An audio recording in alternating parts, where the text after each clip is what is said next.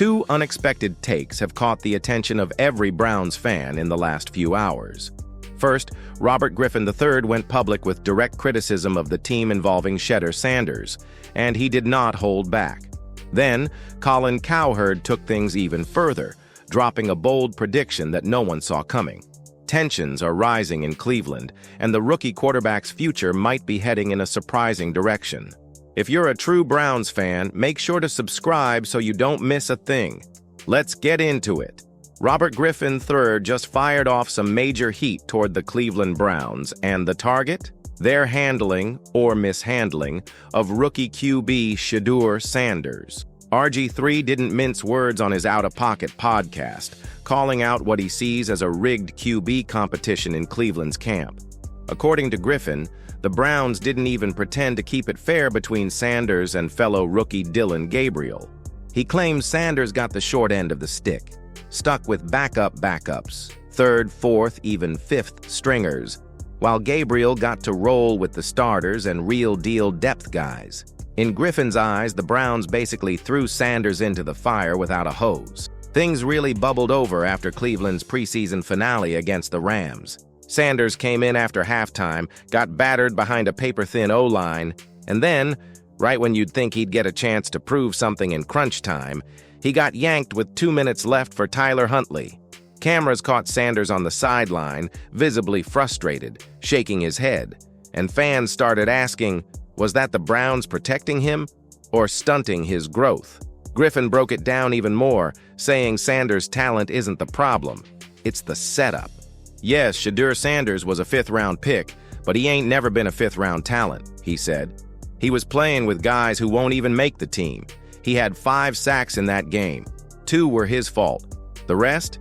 He didn't have a chance. Griffin pointed out that when Sanders did get to play with real support earlier in the preseason, he balled out, threw 2 TDs in front of the biggest preseason crowd the Browns have had in over a decade.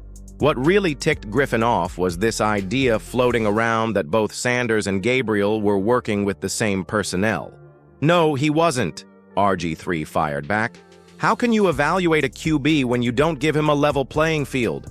He even went as far as saying Cleveland might need to deal either Sanders or Gabriel to avoid letting this QB room turn into a toxic mess. It hits different coming from Griffin. He's not just some analyst. He wore a Browns jersey. His take landed hard with fans who already had a feeling something fishy was going on. Then there's the late-game benching against LA. Fans weren't having it. Sanders should have been the one getting the reps in the final 2 minutes, especially since Huntley, who replaced him, was already on his way out. The Browns released him the next day. Even veteran QB Derek Carr weighed in, asking why Sanders wasn't allowed to run the 2-minute drill. Wouldn't you want to see your young QB operate in this situation? He posted. Coach Kevin Stefanski tried to smooth things over, saying the offense didn't perform well in the second half, but it wasn't on one guy. He added that they just felt like giving Huntley a last drive.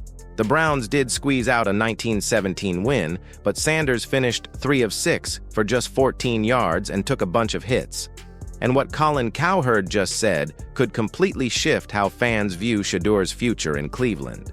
Colin Cowherd's got a bold one. He thinks Shedeur Sanders is going to start a game for the Browns this season.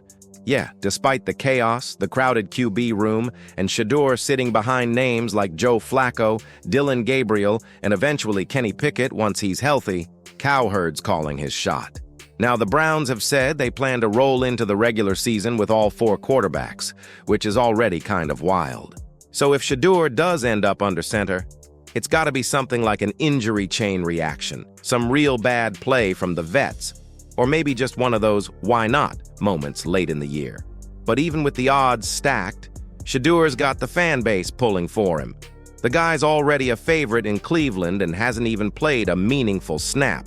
We all saw the talent at Colorado, but once draft day hit and he started free-falling into the 5th round, things got weird.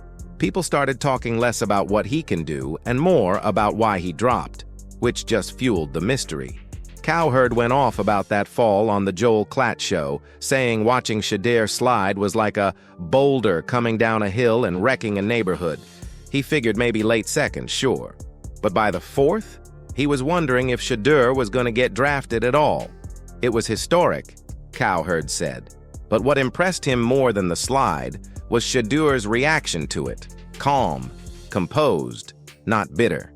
He wasn't angry, he wasn't defensive, just like, "Hey man, I can't wait to get the opportunity." And that, to Cowherd, makes him easy to root for. Now on the field, Shedeur's preseason's been a mixed bag. He flashed in that debut against Carolina. Solid reads, crisp throws, showed poise. But against the Chargers? Not so hot. The stat line over 2 games, 17 for 29, 152 yards, 2 touchdowns, and 7 sacks. The guy's been hit more than he's had time to show off, which kind of circles back to Robert Griffin III's whole rant about the Browns not giving him a real shot with a proper supporting cast. Still, Shedeur's not lacking confidence. "I feel like I belong," he said. "I'm my own player. I think about myself in high regard. That's not cockiness. It's belief. He's just waiting for his shot." When a former player and a top analyst speak out like this, it's worth paying attention. The signs are there, and the Browns need to make a decision fast.